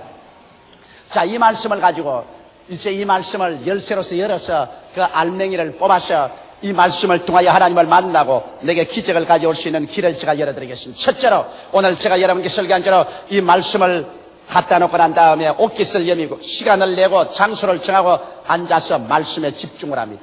세상 모든 일 다 잊어버리고서 이 말씀을 중심으로 바라봅니다. 그리고 이 말씀을 자꾸만 마음속에 집중해서 읽어봅니다. 나의 하나님이 그리스도 예수 안에서 그 영광 가운데 풍성한 대로 너희 모든 것을 채우시리라. 말씀과 얼굴을 마주대고 마음이 집중되면 그 다음 두 번째 말씀에 귀를 기울입니다. 보혜사 성령이시여 이 말씀을 통하여 내게 말씀하소서. 고요하고 잠잠하게 신령한 음성으로 내 영혼에 말씀하여 주시옵소서. 성령의 음성이 들리도록 나는 이 말씀에 묵상하고 귀를 기울입니다. 성령께서는 갑자기 내 눈을 열어줍니다. 내 마음속에 성령의 가르치는 음성이 들리는 것입니다. 나의 하나님이 모든 것을 채우시리라. 야, 너에게 있어서 인생의 모든 자원은 하나님이다. 너희 나라가 채우시리라고 말하지 않았고 너희 직장이 채우시라고 말하지 않았고 너희 부자 부모가 상속으로 채우라고 말하지 않고 나의 하나님이 채우시라. 그러면 하나님이 나의 삶의 모든 근원적인 자원이 되지 않느냐. 성령께서 계속 말씀하십니다. 어떻게 채우시는가? 영광 가운데 풍성한 대로 예수 이름으로 채우십니다. 그러면 실제적으로 어떻게 얻을 수 있는가? 바울 선생이 한 것처럼 마게도니아 교인들이 바울 선생에게 선교비를 헌금으로 보냈다. 바울이 헌금을 받아서 감사기도할 때 하나님 말하기를 이는 받으실 만한 향기로운 제물이요 하나님을 기쁘시게 한 것이라. 하나님에게 향기로운 제물을 드리고 하나님을 기쁘시게 하고 나면 하나님께서 우리의 생활의 무한 자원이 되시고 그 영광 가운데 예수 이름으로 우리 쓸 것을 다 채우시는구나. 이 말씀에 귀를 기울이고 있으면 성령께서 이 깊은 의미의 말씀을 마음속에 점점 영의 귀로 들리게 해주고 이 말씀을 듣자 말자 믿음은 들음에서 나며 들음은 그리스도의 말씀으로 말미암다고 마음속에 흐물해지고 믿음이 마음속에 생기랍니다. 믿음이 용솟음 치기 시작하는 것입니다. 내가 이 말씀에 믿음에 꽉 잡힙니다. 그러면 세 번째로 이 말씀을 눈에서 떠나지 말게 하며 이제는 눈을 지그시 감고 하나님 보좌에서 하나님이 손을 내밀고 내 모든 필요한 쓸 것을 예수 이름으로 막 부어주시고 막 부어서 나는 그것을 건강도 얻고 축복도 얻고 죄사함도 얻고 영생도 얻어서 영혼이 잘됨같이 범사에 잘됨에 간거라고 생명을 얻되 더 풍성히 얻는 그 내 모습을 마음속에 그려보고 그래서 이 영롱한 그림이 내 영혼 속에 있도록 바라보는 것입니다. 이 말씀이 내 눈에서 떠나지 말게 하며 그 다음에 일어나셔. 이제 하나님 감사합니다 나갈 때 이 말씀을 마음에 간직하라. 어떻게 간직할까요? 이제는 입으로 시인하는 것입니다. 자기 안방에 들어가시도 저가 내게 채우시리라 말씀하십니다. 내가 직장에 가면서도 하나님께서 그 영광 가운데 풍성한 대로 나의 모든 설 것을 채우시리라.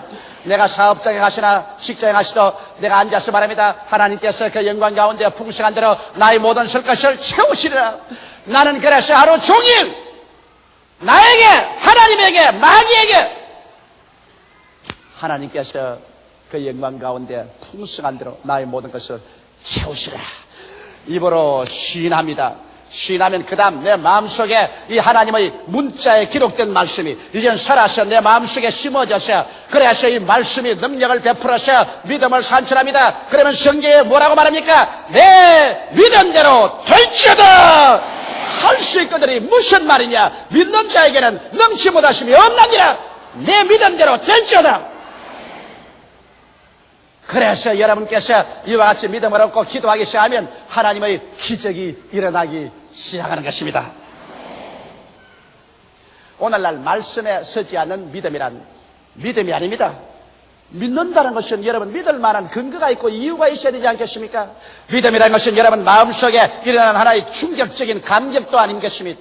하나의 감각도 아닙니다. 하나님 환경에서 일어난 무슨 분위기 때문에 그렇게 휩쓸려 들어간 것도 아닌 것입니다. 믿음이란 저 하늘이 무너지고 이 땅이 꺼져도 1.1핵도 변하지 않는 하나님의 말씀 위에 서는 것입니다. 말씀이 믿을 수 있는 이유가 되는 것입니다. 나라가 변하고 역사가 변천되고 사람은 오고 가더라도 이 말씀은 변하지 않습니다. 이 믿을 만한 근거인 이 말씀을 우리가 부여잡고 이 말씀에 주의하고 이 말씀에 귀를 기울이고 이 말씀이 이루어진 모습을 눈에서 떠나지 않게 하고 이 말씀을 입으로 끊임없이 시인함으로 말미암아 마음속에 간직하고 있으면 이 성경 말씀이 이 책 속에 있는 말씀이 아니라 내 속에 들어온 내 것이 되어버리고 마는 것입니다. 할렐루야. 말씀이 내 것이 된다. 내가 말씀 안에, 말씀이 내 안에 들어와서 말씀이 나와 일체가 되면 그 다음 성경은 말합니다. 그것을 얻는 자에게 생명이 되며 그 온 육체의 건강이 됨이니라. 성경에 무슨 윤리나 도덕적인 것만 말한 것이 아닙니다. 이것을 얻으면 이것이 너에게 생명이 된다. 우리 하나님께서는 여러분에게 일생을 살면서 생명을 얻되 더 풍성히 얻기를 원합니다.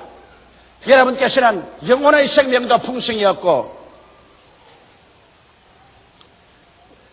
건강의 생명도 풍성히 얻고 여러분의 물질의 생명도 풍성히 얻기를 원하는 것입니다. 성경은 말하기를 이것이 말씀으로 온다고 말하는 것입니다. 이 말씀을 얻으면 이것이 너에게 생명이 되고 너의 온 육체 건강이 되어서 질병은 떠나가고 허약도 떠나가고 그래서 삼박자의 축복이 머리끝부터 발끝까지 넘치게 되는 것입니다. 이 말씀은 곧 하나님이십니다. 하나님이 이 말씀 속에 있습니다. 오늘 내가 여러분께 말씀한 이 네 가지 단계를 통해서 말씀 속에 계신 하나님을 나의 하나님으로 내가 만나고 그 하나님의 능력을 체험하고 그 체험을 통해서 여러분의 일생이 절망에서 소망으로, 죽음에서 삶으로, 가난에서 부여로, 질병에서 건강으로, 지상에서 천국으로 올라가는 위대한 기적을 체험하게 되는 것입니다. 다 같이 우리 예수께 기도드리십시다. 살아계신 하나님 아버지, 하나님은 옛날에는 하늘에서 말씀으로 천지를 지으시고 다스리시고 그 다음 예수님 육신을 쓰고 오셔서 말씀이 지상에서 역사상에 행하셨고 이제는 그 말씀이 활자가 되어서 책에 기록되어서 우리에게 왔으니 감사하옵나이다. 이제는 우리가 하나님을 만나는 것이 성경 속에 들어가서 만나고 예수님을 성경 속에서 만날 수 있사오니 감사합니다.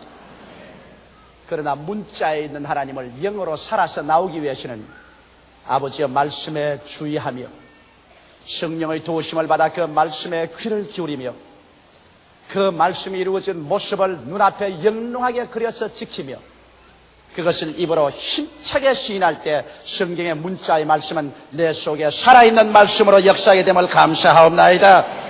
오늘 제3부 예배 출석한 성도들마다 이 말씀을 내 것으로 만드는 방법을 깨달아서 이것을 실천해서 그들 생활 속에 하나님의 그 위대한 창조적인 능력이 나타나고 체험하게 하여 주시옵소서. 예수님 이름 받들어 기도드리옵나이다. 아멘. 이 말을 하였으니 귀신이 나갔나니라. 이 제목으로 은혜를 나누고자 합니다.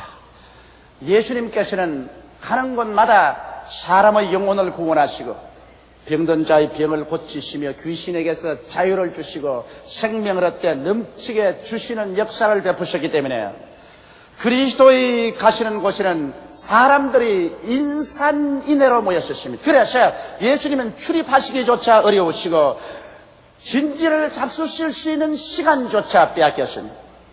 이러므로 주님께서는 할 수 없이 군중을 피하셔서 제 아들을 때리시고 두로와 시돈 북부 지부에 가서 좀 쉬시려고 하시는데 예수님이 그곳에 가서 집에 들어가시자 예수께서 오신 소문이 즉시에 퍼진지라 또다시 군중들이 모여들기 시작한 것입니다.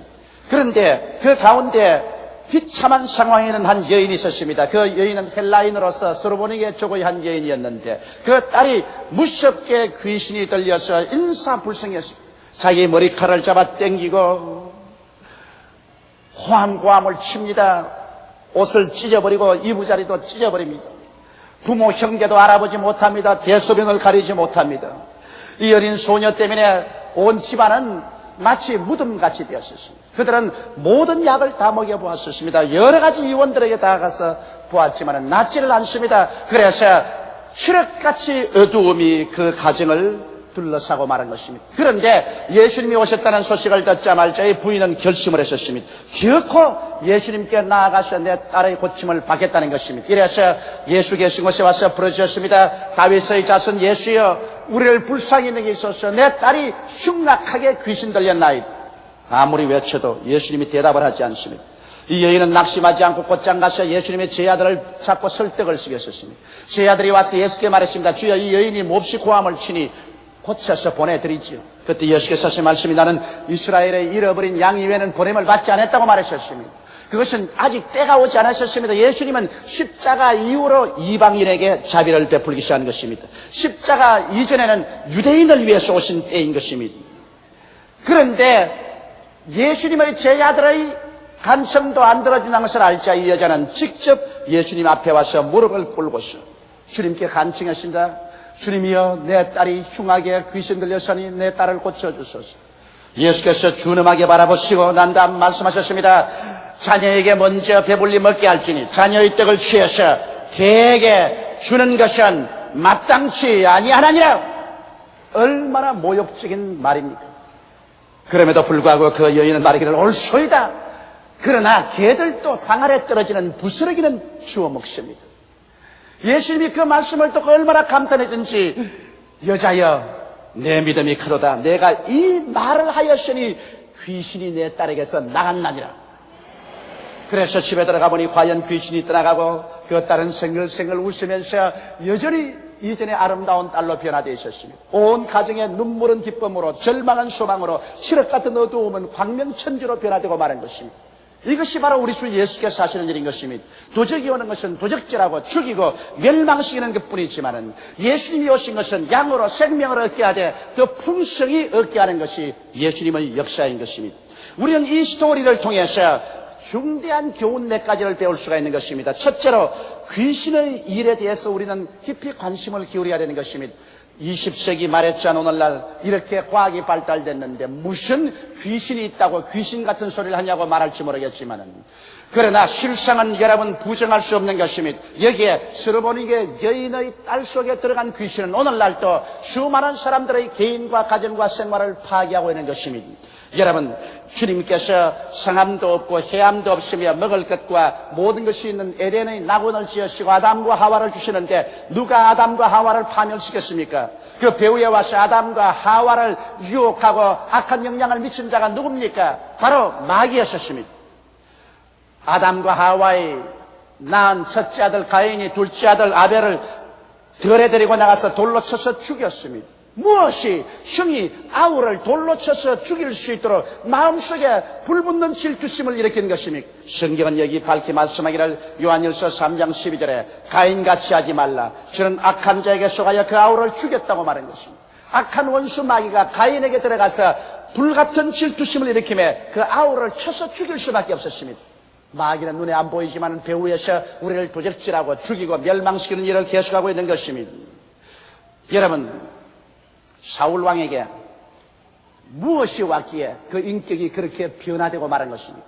사울 왕은 하나님이 택한 기름 부은 이스라엘의 초대 왕이었는데 그가 하나님을 반역하자 악신이 그에게 임하였습니다. 악신이 그에게 임하자 그런 고통으로 완전히 인격이 이그러지고 찌그러지고 말한 것입니다. 흉악하고 난폭한 사람으로 변화됐었습니다. 그럴 때마다 다윗이 와서 수금을 타면서 야훼 하나님을 찬미하자 악신이 떠나가고 정상적인 사람이 되었습니다. 그러나 일단 악신이 임하면 그의 손에선 당창을 가지고 누구든지 찔러 죽이려고 덤벼드는 것입니다. 사람의 눈에 안 보이지만 악신이 사람들의 인격을 변화시켜서 흉악하고 난폭하고 흉폭한 인간으로 만듭니다. 오늘날 레바논 사태를 보십시오. 어떻게 해서 그렇게 흉악한 사건들이 생기고 인질 사건이 생겨납니까? 이러한 일들은 그 배후에 우리가 계산에 넣지 않은 악한 원수 마귀와 귀신들의 횡포가 있기 때문인 것입니다. 예수 그리스도를 광야에서 누가 시험했나요? 예수 그리스도를 육신의 정욕과 안목의 정욕과 일생의 자랑으로 시험하여 마귀가 하나님을 반역하도록 예수님을 꿰었지만 예수님은 이것을 이기고 승리하신 것입니다. 여러분, 가룟 유다가 예수님을 그냥 팔은 것은 아닙니다. 성경에 보면 제후의 만찬날에 예수께서 말씀하기를 이 중에 누구가 한 사람 나를 팔 것이라고 하며 제 아들이 내니까 할 때 예수께서 내가 한 점 찍어서 국에 적셔서 주는 그 사람이 나를 판다고 하셨습니다. 그러면 예수께서 떡을 국에 찍어서 가룟 유다에게 주매 가룟 유다가 그를 받아 먹으며 성경에 말씀하기를 마귀가 그 속에 들어갔다고 말했습니다. 그래서 가룟 유다는 일어나서 밖에 나가니 캄캄한 밤이다라고 말했습니다. 마귀에게 잡혀서 나가는 인생길은 밤밖에 다가오지 않습니다. 그가 나가서 예수 그리스도를 팔도록 회개를 만들었고 그래서 유대인들에게 은 30냥을 받고 팔아먹고 자기는 나중에 절망에 처해서 목매어 죽은 것입니다. 여러분, 예수님의 수혜자인 베드로가 왜 예수님을 3번이나 모른다고 부인했습니까? 베드로가 인격적으로 부족해서 그렇습니까? 그렇지 않습니다. 베드로에게 마귀가 사주했던 것입니다. 그런 마귀의 손에 잡혀서 예수님을 3번이나 모른다고 부인했습니다. 누가복음 22장 31절로 32절에 보면 시몬아 시몬아 보라 사탄이 밀가부르듯 하려고 너를 청구하였으나 그러나 내가 너를 위하여 내 믿음이 떨어지지 않기를 기도하였노니 너는 돌이킨 후에 내 형제를 굳게 하라고 예수께서 말씀하신 것입니다. 사탄이 베드로를 마치 키로서 밀가부르듯이 까불었기 때문에 사탄의 사주에 이길 수가 없어서 예수님을 3번이나 모른다고 부인했다고 말하고 있는 것입니다. 이와 같이 오늘날 여러분 마귀와 그 종자인 귀신들은 하나님이 없는 세상 풍속을 쫓도록 사람들에게 악한 영향을 미치게 하고 육체의 정욕과 마음의 탐욕을 쫓아서 하나님 없는 영원한 파멸로 이끌어가기를 원합니다. 그렇기 때문에 오늘날 사람들은 과학이 발달되고 옛날보다 더 풍요한 물질 사회 속에 산다고 하지만 이 악한 자 영향력을 받아서 하나님에 대한 것은 무관심이요 세상 풍속을 쫓아서 일로 탐욕의 포로가 되어서 나가다가 마지막 이 세상을 떠나는 그날에는 다시 재기의 기회를 잊지 못하고 영원한 파멸로 떨어져 버리고 마는 것입니다. 이것이 마귀가 하는 일인 것입니다. 성경에는 사도행전 10장 38절에 보면 하나님께서 나사렛 예수에게 성령과 능력을 기름 붓듯 하였으며 저가 두루 다니시며 착한 일을 행하시고 마귀에게 눌린 모든 자를 고쳤다고 하시므로 수많은 병들이 마귀에게 눌려서 병들었기 때문에 아무리 약을 투약하고 수술을 받고 의사들이 치료해도 재발하고 다시 낫지 않은 이유는 그 마귀를 제하기 전에는 마귀의 억압에서 노연 받을 수가 없는 것입니다. 거미줄을 아무리 없애도 거미를 잡지 않으면 거미가 자꾸 거미줄을 치는 것처럼 악한 원수 마귀를 내가 쫓지 않으면 질병은 재발하고 재발합니다. 그러나 나사렛 예수 이름으로 우리가 이 마귀를 멸할 수가 있는 것입니다. 오늘날 불의, 거짓, 더러움, 탐욕, 미움, 세속적인 것 배후에는 귀신이 있는 것입니다. 귀신은 자기 본인과 타인을 괴롭히는 것입니다. 이렇기 때문에 우리는 수없이 많은 문제들을 단지 사회과학적인 면에서 철학적으로 그렇지 않으면 심리적으로 문제를 해결하려고 앞으로지 합니다. 그러나 이러한 것만 가지고는 문제가 해결되지 않습니다. 왜냐하면 인간의 모든 생활의 배후에 우리를 도적질하고 죽이고 멸망시키려고 노리는 원수 귀신이 있기 때문인 것입니다. 둘째로 우리가 알아야 될 것은 스로보니게 여인이 이 절망적인 상황에서 인력으로 문제를 해결하지 못할 때 우리 주 예수에게 찾아왔었습니다. 왜냐하면 예수님께서는 눈에 안 보이는 세계, 흑암의 세력을 정복하고 여러분과 나를 자유케 해주시기 때문인 것입니다. 여러분, 예수 그리스도는 광야의 시험을 당할 때 마귀의 유혹에 넘어가지 않고 마귀의 유혹을 깨뜨려버린 것입니다. 그러므로 예수 그리스도의 성에는 마귀가 한 발자국도 그 발을 들여놓을 수가 없었습니다. 예수님은 그 사역을 통해서 어느 곳에 가나 천국 복음을 전가하시고 귀신을 내어 쫓았습니다. 성경 어느 페이지에 보더라도 예수님께서 복음을 전가하는 중에 귀신을 쫓지 않고 지나간 적이 한 번도 없습니다. 그러고 난 다음에 12 제자에게도 천국 복음을 전가할 때 귀신을 내어 쫓아라고 말하셨으며 70인의 제자에게도 그렇게 말씀하셨고 마지막 부활선전할 때 최후의 가장 중대한 명령을 남기실 때 말씀하기를 믿는 자들에게는 이런 표적이 따르니 저희가 내 이름으로 귀신을 쫓아낼 것이라고 말씀하는 것입니다.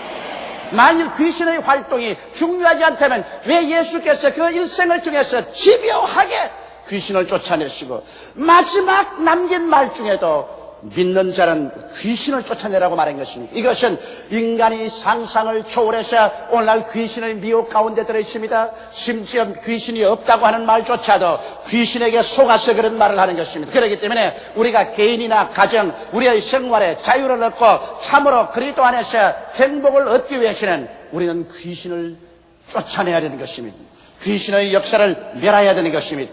예수님께서 십자가에 못 박일 때 십자가상에서 마귀와 그 종자인 귀신들을 파멸시킨 것입니다. 왜냐하면 여러분, 마귀는 죄악의 괴수인 것입니다. 죄인들은 얼마든지 십자가에 못 박아 죽일 수도 있고 파멸시킬 수 있지만은 예수님은 죄인이 아닙니다. 태어날 때부터 그는 죄 없이 태어났고 일생을 죄를 지은 적이 한 번도 없습니다.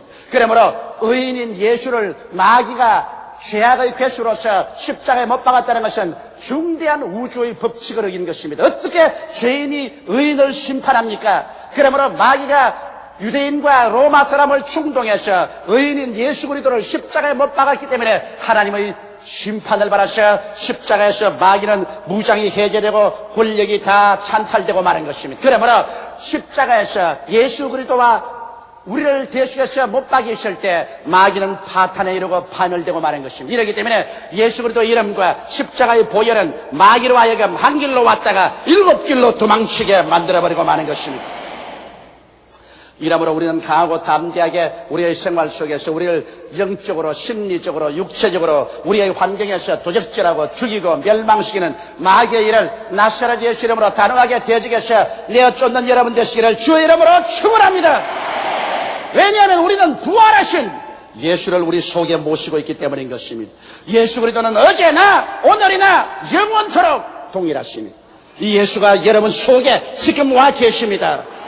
여러분 속에 계시니까 저 바깥에는 마귀보다 강합니다.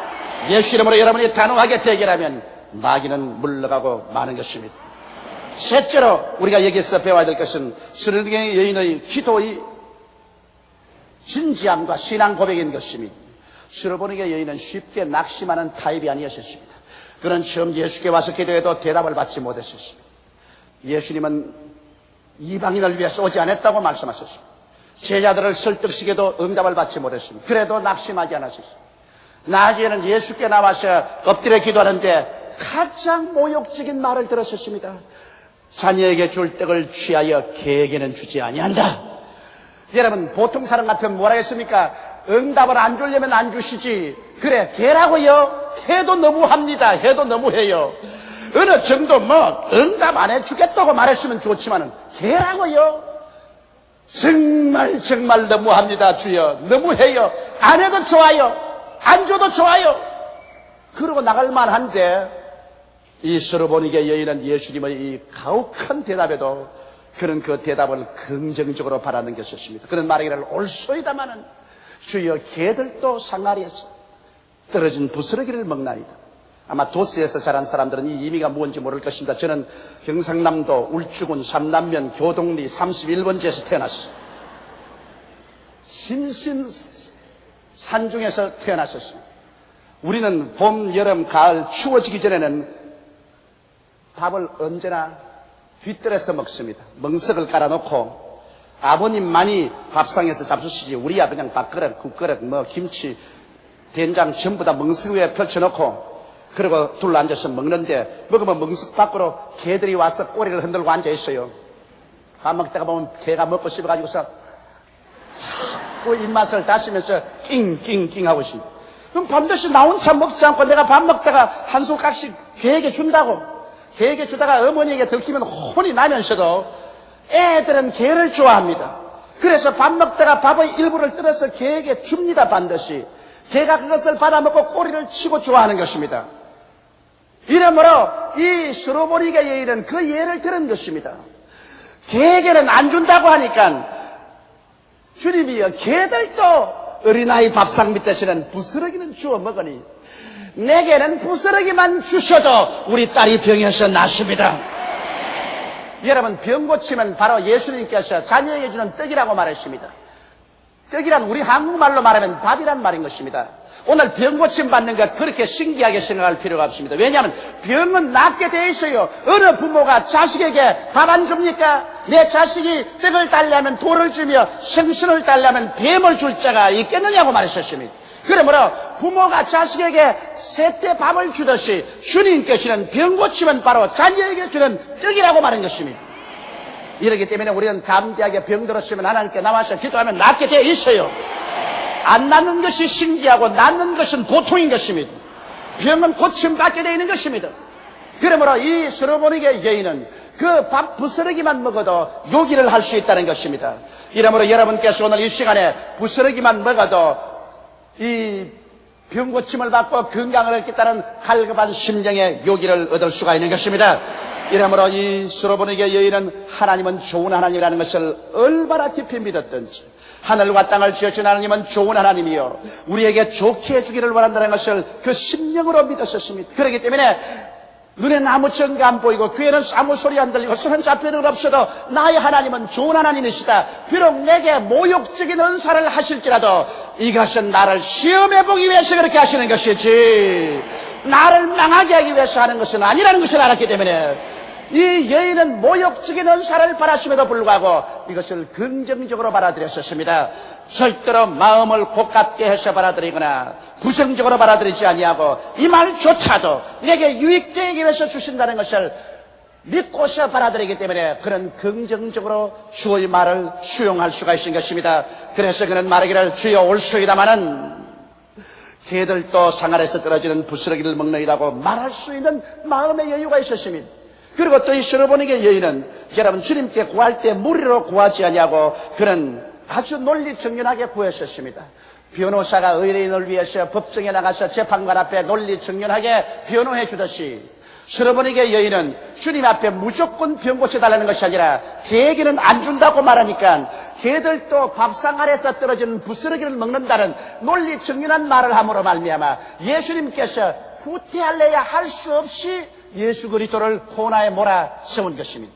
우리 하나님은 여러분과 내가 논리 정연한 기도를 통해서 코나에 몰아세우기를 원하고 있는 것입니다. 성경은 뭐라고 말합니까? 너희는 와서 나와 서로 이론하자. 너희 죄가 주홍같이 일지라도 흰눈같이 진홍같이 붉을지라도 양털같이 희게 되리라고 말씀하신 것입니다.